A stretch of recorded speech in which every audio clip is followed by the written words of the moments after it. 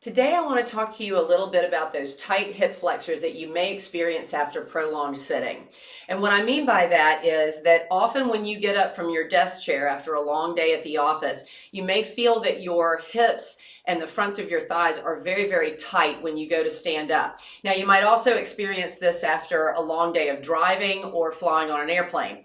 Now, to be clear, there are other reasons for you to have tight hips as well. So, for instance, if you have a history of lumbar disc herniations, spinal surgeries, hip surgeries, especially posterior hip replacements, then there may be other medically based reasons for your hips to be tight, and you really should get evaluated by your physician and or your physical therapist before you try any exercises like this, just to be sure they're appropriate for you and there isn't something else that needs to be addressed first. But for the rest of us, let's go ahead and talk about some things that we can do in our regular day that can start to loosen up our hips and even make our backs feel a little bit better. So before I jump into the exercises that I want to share with you today, if you like this type of content, please go ahead and hit that like button and even the subscribe button so you can get more of this content in your feed as we go. Now, the first exercise I want to share with you requires only that you have some sort of a padded surface and or a chair available to you. So padded surface might be a folded blanket or even a folded beach towel. But what we'll do is we'll start in what I call a half kneeling position. So you put your knee down onto the padded surface and then your other leg goes forward. Well, what a lot of people do in this position is they want to lunge forward, kind of like in a yoga lunge. Now, that can be problematic for a couple of reasons. One, if you lunge too far forward, it can put a twist across your pelvis and create some back discomfort. But secondly, you're only addressing the deep hip flexors, the psoas, when you do that big lunge forward. You're leaving out the long head of the quadriceps, that front thigh muscle that also crosses the hip. So when you do this stretch, I want you to try it in this kind of right angle geometry that I'm in now, keeping the back knee under the hip. So that down knee is the side that we're stretching. So in my case, it's my left side. What we need to do here to make sure you actually feel the hip flexor stretch is check and be sure the pelvis is relatively vertical. Now, for some of you with really tight hips, you're going to feel that your tailbone is sticking out a little bit. So I'm going to urge you to check on that and see if you can drop the tailbone straight down, and you will probably feel a stretch coming on either in the front of the hip or the front of the thigh, or both.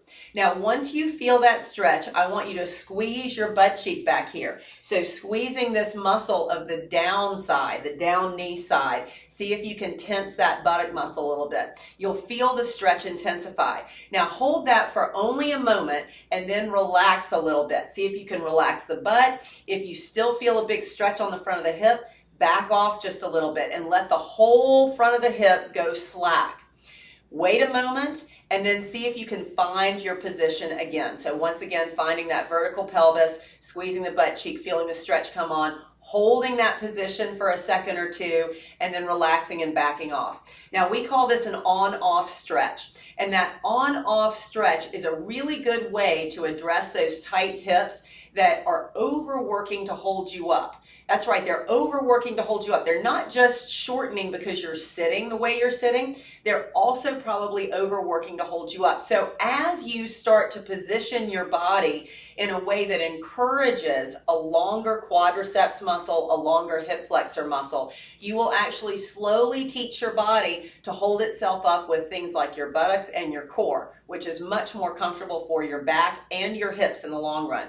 Now, if you're saying to yourself, wow, this sounds like a great stretch, but I really don't like being on my knee, I've got a fix for that. So if you don't like being on your knee, simply get a chair, hopefully a very sturdy chair, sit on the edge of that chair and see if you can put yourself in that same basic position. So you can see I've got my front leg forward with my knee over my heel. My back leg is dropped under my hip here. So I've switched lead legs for you so that you can see where my back leg is.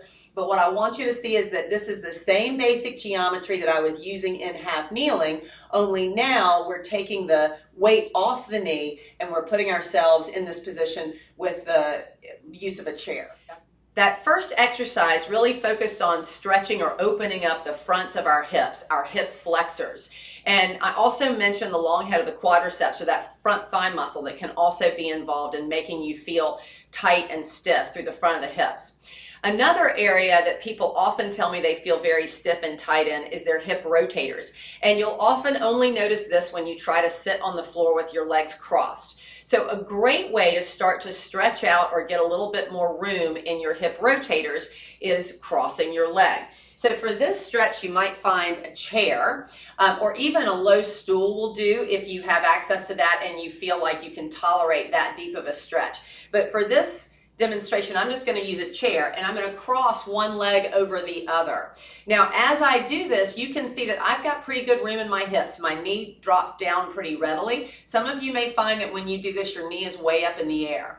And if that's the case, I'm going to suggest that you add a little height to your seat. So you might put a pillow in the chair, and as you raise your hips above your knees, you should find that your knee can relax out to the side. So if this is a really big stretch for you, you're going to leave it right here and just let this leg relax a little bit. And just like in our earlier stretch, we're going to hold it here for like a moment or two and then take it down. And then you can bring it right back and see if you can get it to relax again. That's that on-off stretch that I was telling you about in the first exercise. Now, if you do this position, if you get into this position and it actually feels pretty good, you're not feeling much of a stretch, you can slowly keep your back really straight and start to lean forward over the leg a little bit. Now, keep your hands on the leg for support so you don't feel any strain in your back. But you can lean over this leg and start to bring a stretch on in that outer hip a little bit and then back off. So you can repeat this on-off stretch several times, 4 or 5 times on each hip until you feel like the hip is starting to loosen up. For some of you, this stretch on the chair may not be enough. You may be thinking, oh my gosh, I can do that all day. I feel very comfortable with that. If that's the case, then let's go ahead and take you down to the floor. And you can see I'm even using a pillow to get myself up and off the floor a little bit because it helps my legs drop down. So remember, the key here to letting this really work for you is keeping your hips high enough that your knees can relax downward. In other words, your legs can rotate outward without pain or strain, and you don't feel any grippiness here at the hip. Now, if that's pretty comfortable for your hips and your back, you can also start to bend forward over your legs. And once again, get a good little lateral hip stretch here. If you're going to do this from a cross-legged position, just remember to switch the cross of your legs so you get equal opportunity stretching.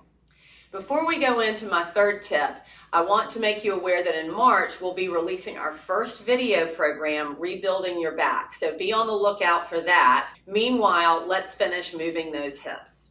So my third and final exercise for you involves being on the floor. Now, let me just say a word of caution here. If you have had a posterior hip replacement, meaning your scar is on the side of your hip towards the back half of your hip, then this is not a good exercise for you. But for pretty much everyone else who comfortably tolerates it, remember, no exercise is good for you if it elicits pain. But for everybody else, I want you to try this because this little mobility exercise can go a long way toward loosening up your hips. What you'll need to do is sit on the floor, maybe on a little pillow, and bring your knees out in front of you. So you're going to put your feet flat on the floor with the knees bent. I've got my hands behind me here, and I'm sitting in a nice tall spine position. And all we're going to do here is rotate the legs over to one side. And you can see that when I did that, it brought my body forward and sideways a little bit to move over top of my legs. And then I'm going to windshield wiper my legs over to the other side. So we're actually rotating the thigh bones in the hip now. So the first exercise, we opened up the front of the hip. The second exercise, we went into a little bit of what we call lateral rotation for the hip and flexing forward over the hip a little bit to stretch those lateral rotators. And now we're actually rotating the hips themselves. So windshield wipering back and forth in and out of this sort of sideways sitting posture is a great way to get those hips moving in the sockets. Again, it should never hurt. This should be free of pain or strain, and it should just feel good. Sometimes in the beginning, it'll feel a little bit stiff, But as you move through the position 4 or 5 times on each side, you should start to feel a little bit looser. I hope this content has been helpful to you. And once again, if you liked it, please hit the like button and even the subscribe button so we can keep bringing more of it to you. Also, if you wouldn't mind, write me a comment and let me know what other areas you'd like to see addressed with exercises and stretches that could be helpful for you. Until next time, be healthy, be well, and we'll see you soon.